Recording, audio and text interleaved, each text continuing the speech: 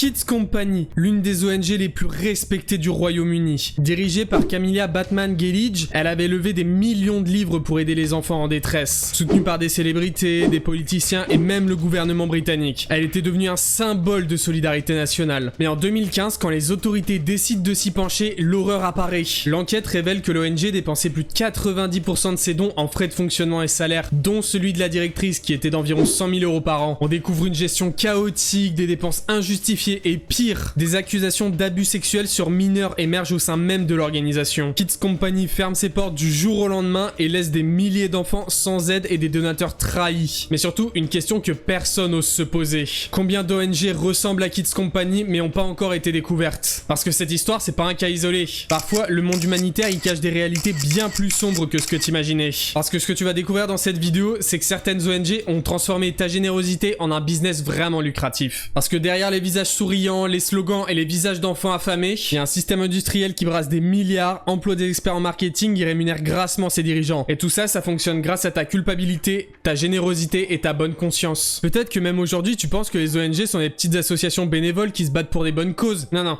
Pas du tout. L'humanitaire, aujourd'hui, c'est un marché colossal qui brasse plus de 200 milliards par an. C'est plus que le PIB de certains pays comme la Hongrie, la Grèce ou le Portugal. Et ce chiffre, il continue toujours de grimper crise après crise. Aujourd'hui, il existe plus de 10 millions d'ONG dans le monde. Et certaines d'entre elles ont des budgets qui dépassent des multinationales. Elles ont des conseils d'administration, des départements marketing, des équipes de lobbying et même parfois des filiales dans des paradis fiscaux. Ouais, t'as bien entendu. Des ONG avec des entités offshore comme n'importe quelle multinationale qui optimise ses impôts. On va prendre l'exemple d'Oxfam, l'une des ONG les plus connues au monde. Cette organisation, elle a un budget annuel de plus d'1 milliard d'euros. Elle emploie plus de 20 000 personnes dans le monde et gère un véritable empire humanitaire à l'échelle planétaire. Elle fonctionne comme n'importe quelle entreprise. Elle a ses départements RH, ses stratégies de branding, un plan de croissance, une segmentation des donneurs et surtout une logique de rentabilité. Ces ONG, elles parlent parfois même de ROI du don, un retour sur investissement du don. Concrètement, elles calculent combien d'euros investis dans le marketing leur rapportera en donation. C'est exactement le même principe qu'une entreprise qui calcule le retour sur investissement d'une publicité. Sauf que là, ce qu'on te vend, c'est ta bonne conscience. Mais moi, ce qui me fait marrer, c'est que certaines de ces ONG qui sont devenues des monstres bureaucratiques continuent de critiquer le capitalisme ou l'avidité de certaines entreprises. Alors qu'elles utilisent exactement les mêmes techniques avec comme seul avantage ta bonne conscience en vitrine. Qu'elles ont trouvé, c'est un marché plus rentable que n'importe quel autre. Ta culpabilité, ta compassion et ton envie de bien faire. Mais tu t'imagines peut-être que les gens qui dirigent ces grandes ONG, c'est des bénévoles dévoués, qui vivent modestement et qui sacrifient tout pour aider les autres. Bah non, raté. Le directeur d'Oxfam UK, 130 000 € par an. Le directeur d'UNICEF France, 100 000 € par an. Chez Médecins du Monde, certains cadres peuvent aller jusqu'à 6 000 € par mois. Et on parle que des salaires bruts, parce qu'à côté, il y a tous les avantages. Logement payé dans les capitales les plus chères du monde, voyage en business class pour des missions humanitaires, avec des frais de 200 à 500 € par jour lors des déplacements. Certains dirigeants d'ONG vivent littéralement comme des cadres supérieurs de multinationales tout en prétendant lutter contre les inégalités. En 2013, il y a une enquête du Daily Telegraph qui a révélé que plus de la moitié des principales ONG britanniques versaient à leurs dirigeants des salaires supérieurs à 100 000 livres par an. Mais attention, je dis pas que ces personnes méritent pas d'être payées, mais je trouve il y a quand même quelque chose d'assez dérangeant dans le fait de vivre sur la misère des autres tout en prétendant la combattre. Le plus ironique, c'est que souvent ces mêmes dirigeants apparaissent à la télé ou dans des médias pour combattre les inégalités. Maintenant, on va voir comment ces ONG récupèrent ton argent, parce que crois-moi, c'est pas une science exacte. Déjà, il y a beaucoup d'ONG qui font appel à des agences de communication professionnelles, souvent rémunérées à la performance. Plus l'agence récolte de dons, plus elle reçoit de commissions. Certaines de ces agences travaillent exclusivement pour le secteur humanitaire, mais utilisent exactement les mêmes techniques que les entreprises commerciales pour te vendre un produit. Les campagnes, elles sont créées pour provoquer un impact émotionnel chez toi. Donc un enfant affamé qui te regarde droit dans les yeux, une musique dramatique en fond et une voix off qui te fait culpabiliser.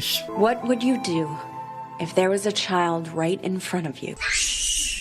Ces images, elles sont choisies pour déclencher chez toi une réaction émotionnelle immédiate et court-circuiter ta réflexion rationnelle. Dans plusieurs pays européens, dont la France, beaucoup d'ONG externalisent leur collecte de fonds à des entreprises commerciales spécialisées, comme ONG Conseil, Cause à effet ou Dialogue Direct. Ces sociétés, elles forment des équipes de recruteurs de donateurs, aussi appelés fundraisers, que t'as sûrement déjà croisés dans la rue. Ces salariés, ils sont souvent payés au SMIC avec des primes et sous la pression de résultats, ils doivent atteindre un quota hebdomadaire. Certaines ONG utilisent aussi des call centers pour du démarchage téléphonique ou de la relance. Et les campagnes menées par ces entreprises, elles sont vraiment pas neutres. Elles utilisent des algos de ciblage publicitaire, du retargeting sur les réseaux sociaux, des séquences email automatisées, et parfois même des éléments de neuromarketing pour maximiser tes dons. Ce modèle, il repose sur une logique commerciale. Le donateur est identifié, segmenté, ciblé, puis relancé à intervalles réguliers. Et le don devient un levier de conversion, intégré à une stratégie d'acquisition comparable à celle qu'on trouve dans le privé. En 2020, un rapport de la Cour des comptes française a pointé le manque de transparence des ONG sur les dépenses liées à leur collecte de fonds. Et dans certains cas, jusqu'à 25% du budget était alloué au marketing, sans information claire pour le donateur sur l'efficacité réelle de ces campagnes. Maintenant, on va parler de ce qui arrive vraiment à ton argent une fois que tu l'as donné. La plupart des ONG publient des rapports d'activité et des bilans annuels. Pendant, ces documents, ils sont souvent incompréhensibles pour un donneur non initié. Vocabulaire technique, catégorie comptable peu claire et absence de ventilation précise des dépenses. C'est fait exprès. Plus c'est compliqué, moins tu poses de questions. Un rapport de la Cour des comptes européenne de 2025 pointait déjà des lacunes dans le contrôle de l'utilisation des fonds publics alloués aux ONG, soulignant que les informations fournies étaient souvent insuffisantes pour évaluer de l'efficacité réelle des projets financés. Certains rapports étaient partiels ou volontairement vagues. D'autres faisaient état de résultats obtenus sans preuve directe d'une action sur le terrain. Un exemple marquant, c'est après le séisme de Haïti en 2010. La Croix-Rouge américaine avait levé 500 millions de dollars. Mais en 2015, une enquête menée conjointement par NPR et ProRepublica a révélé qu'il était impossible de tracer l'utilisation précise de la majorité de ces fonds. Les documents fournis parlaient de projets commencés mais non aboutis, de budgets flous et de frais de fonctionnement qui absorbaient la majorité des ressources. Bilan concret, seulement 6 maisons permanentes construites malgré un demi-milliard de dollars collectés.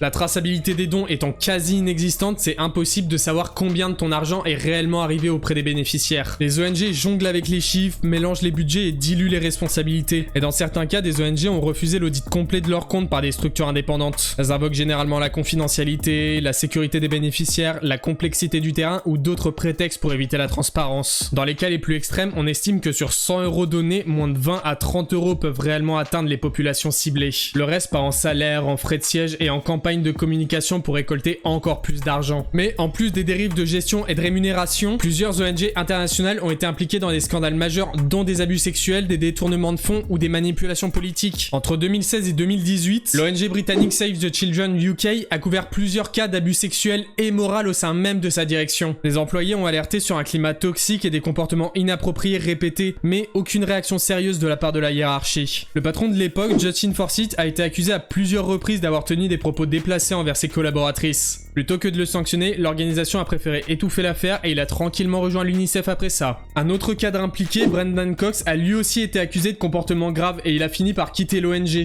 Entre 2011 et 2018, plusieurs employés d'Oxfam, non et encore eux, ont été accusés d'avoir eu recours à des prostituées, parfois mineures, lors de missions humanitaires notamment en Haïti, au Tchad et au Soudan du Sud. Ces comportements, ils ont été couverts pendant des années et certains cadres impliqués ont préféré quitter l'organisation avec une sortie discrète plutôt qu'une sanction publique. Le scandale révélé par The Times en février 2018 révèle qu'Oxfam avait connaissance dès 2011 d'exploitation sexuelle au sein du personnel en Haïti, mais avait couvert les faits. Face à l'ampleur de la crise, le gouvernement britannique a suspendu plusieurs de ses financements, tandis que la Charity Commission lançait une enquête sur la gouvernance d'Oxfam qui a provoqué un effondrement de la réputation de l'ONG. Alors, je te jure, on va croire que j'ai quelque chose contre eux, mais c'est juste qu'ils font que des dingueries. Mais en 2011, juste après le séisme de Haïti, plusieurs hauts responsables d'Oxfam, dont le directeur du pays Roland Van...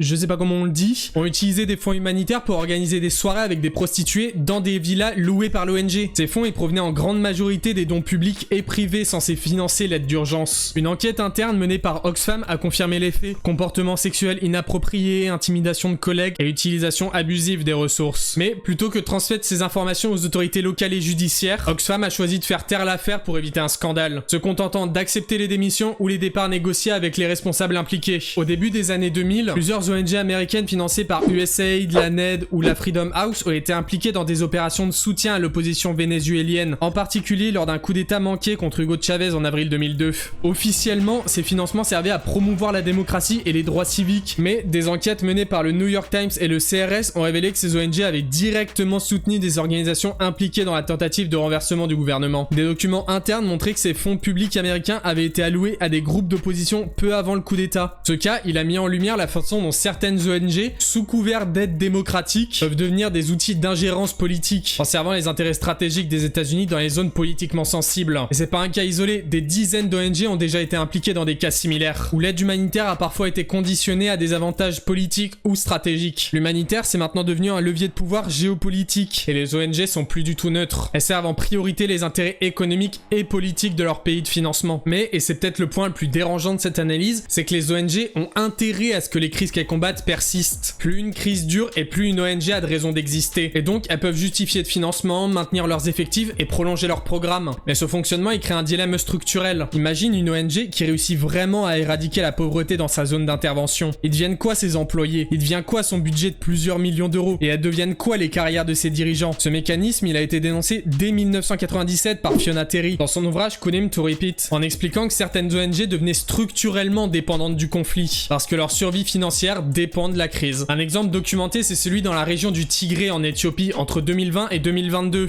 Des ONG locales ont été accusées d'exagérer l'ampleur de certaines situations humanitaires dans leur rapport afin d'obtenir plus de financement. En 2013, des recherches notamment de Harvard-Cambridge sur l'aide au Sud-Soudan montraient que des programmes d'actifs depuis des décennies avaient pas d'impact concret, et que les ONG reconduisaient chaque année les mêmes demandes de financement sans résultat mesurable. Des formations répétées, des activités de sensibilisation redondantes ou des études préalables servaient à maintenir leurs projets actifs. Ce système, il peut mener à une industrialisation de la souffrance, dans laquelle chaque bénéficiaire devient un indicateur comptable utile à la justification de lignes budgétaires. Certaines ONG continuent d'ailleurs à communiquer sur leurs résultats, nombre de repas distribués, les kits fournis, les enfants scolarisés, mais sans jamais remettre en question l'absence de projets structurels à long terme. La réduction des besoins remettrait en cause leur raison d'être, leur visibilité médiatique et leur financement. Ces dérives, certes, elles concernent pas toutes les ONG, mais elles existent dans un système où la concurrence pour les financements pousse à prolonger les crises qu'elles sont censées résoudre. Le plus ironique, c'est que ces ONG continuent de communiquer sur leur succès pour justifier tes dons. Mais s'il y a vraiment des succès, pourquoi est-ce que les problèmes y persistent? Pourquoi elles ont toujours besoin d'argent malgré des décennies d'intervention? Mais avant que tu chopes ma veste, je dis pas que toutes les ONG sont mauvaises. Toutes fonctionnent pas de la façon dont j'ai décrit dans cette vidéo. Ça existe les organisations efficaces, transparentes, ancrées localement et qui réalisent un travail utile et mesurable. Certaines sont portées par de véritables engagements de terrain et avec un suivi rigoureux de l'impact et une gestion budgétaire responsable. Mais ce que je veux que tu retiennes, c'est que le monde humanitaire, c'est pas le conte de fées qu'on te raconte tout le temps. Derrière l'image du travailleur humanitaire désintéressé, il y a souvent une réalité bien plus cynique que ce que tu penses. Et les cas dont je t'ai parlé te montrent que c'est pas juste des exceptions. Ça révèle l'existence d'un système humanitaire mondialisé où la logique de rentabilité, les effets d'image, la dépendance aux subventions et le manque de contrôle favorisent des abus structurels. Alors avant de donner ton argent, pose-toi les bonnes questions. À qui est-ce que tu le donnes cet argent? Je te demande pas de renoncer à ta solidarité, mais juste d'être intelligent avec. Donne pas par émotion, donne par raison et choisis tes organisations. Parce que quand la misère devient un business et la souffrance devient un marché, on n'est plus dans de l'aide humanitaire. Parce que toi tu mérites mieux. Et les populations locales aussi.